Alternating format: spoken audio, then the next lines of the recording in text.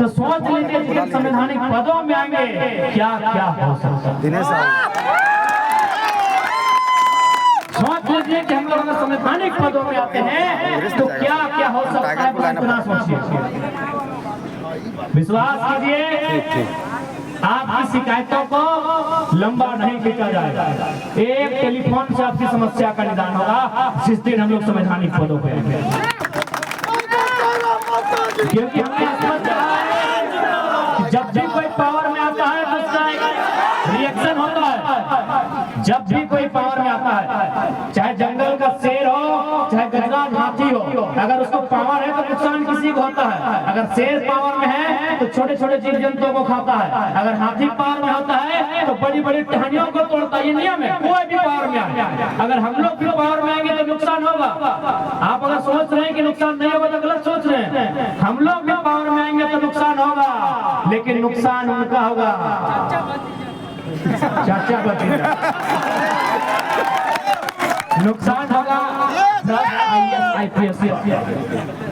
नुकसान होगा डीसी छवि रंजन जैसे पदाधिकारियों को, नुकसान होगा इंजीनियर वीरेंद्र कुमार जैसे लोगों का, जिनका बेटा तीसरे दिन में 35,000 का टी शर्ट बदलता था, उसको बनियान में घुमाएगा।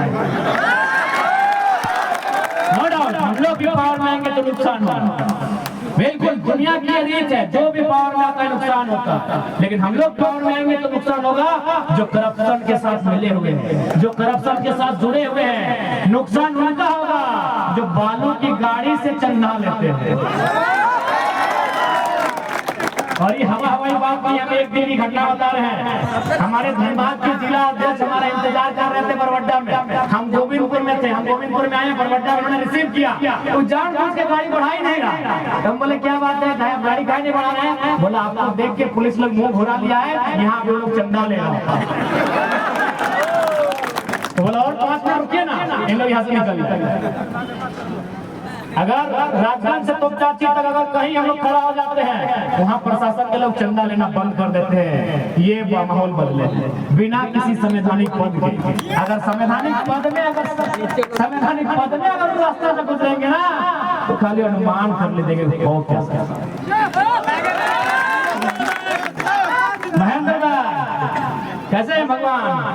कहाँ भाई आप तो खैर महेंद्र है। ये जो नेता है ये रिस्की नहीं है। रिस्की क्यों नहीं है? आपको भी मालूम है इतना पैसा कमा लिया है, इतना इन लोग पैसा कमा लिया है। अब पता नहीं आपके इधर के नेताओं के हाल नहीं जानते हैं, उधर तो हम मालूम है हमको, घर वाली अलग है बाहर वाली अलग है, पूरा ऐसे वो चल रहा है। तो जिंदगी से इसके उनको जिंदगी से इसके है, और जिसको जिंदगी से इसके है तो डरेगा ही। और हम लोग बोलते हैं भैया हम लोग तो कफन से इसके करके आए हैं, अगर जाएंगे तो 2-4 लोग मचल के लेके गए।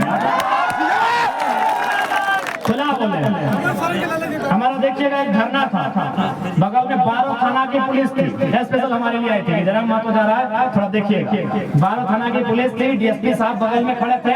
ज्यादा नहीं, हार्डली हमसे 50 मीटर 50 मीटर भी नहीं होगा, 30-35 मीटर की दूरी में खड़े थे। इंटरनेट में वीडियो होगा। हमने एक ही लाइन कहा था कि आदरणीय डीएसपी महोदय आपकी नौकरी का आपकी शिक्षा का सम्मान करते हैं, लेकिन याद रखिएगा आपकी पिस्तौल में 6 गोलियां हैं, हमारे पास 6000 भीड़ है।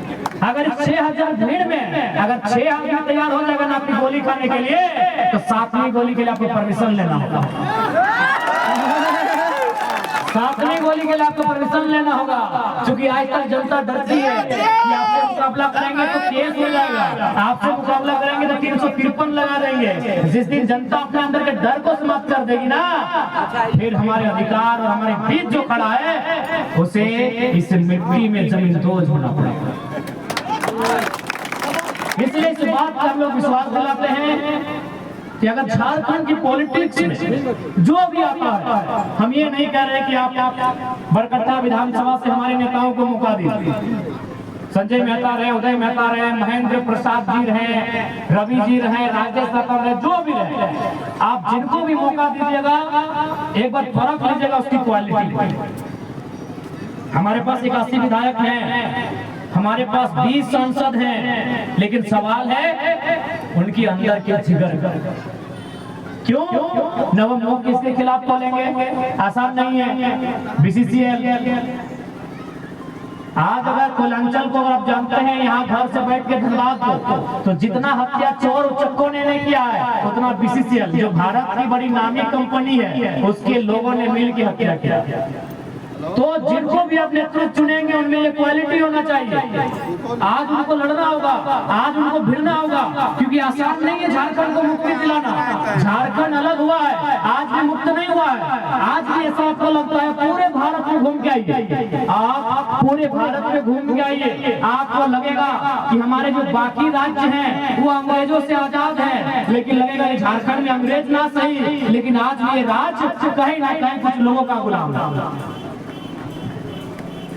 आप जहां भी जाके देख लीजिए, इस राज्य की ऐसी दशा है। पहले तो ये लोग कभी नहीं चाहते थे कि हम लोग पढ़े लिखे, ये लोग कभी नहीं चाहते थे। जिन लोगों ने झारखंड की सिस्टम में कब्जा किया था, ये लोग कभी नहीं चाहते थे हम लोग पढ़े लिखे। इसलिए आपकी जानकारी के लिए हम लोग बता देंगे, झारखंड में सबसे पहला यूनिवर्सिटी कब आया मालूम है? 1960।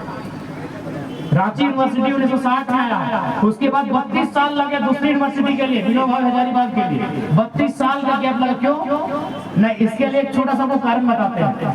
2004 में हमारे अगर कोई भाई लोग हैं तो आपको याद होगा, उस समय प्राइमरी टीचर की वैकेंसी आई थी। जब झारखंड फर्स्ट टाइम अलग हुआ और जब फर्स्ट टाइम प्राइमरी टीचर की वैकेंसी आई थी, तो झारखंड में जो योग्यता मांगी गई थी ना, वो योग्यता क्या थी मालूम है? बीएड।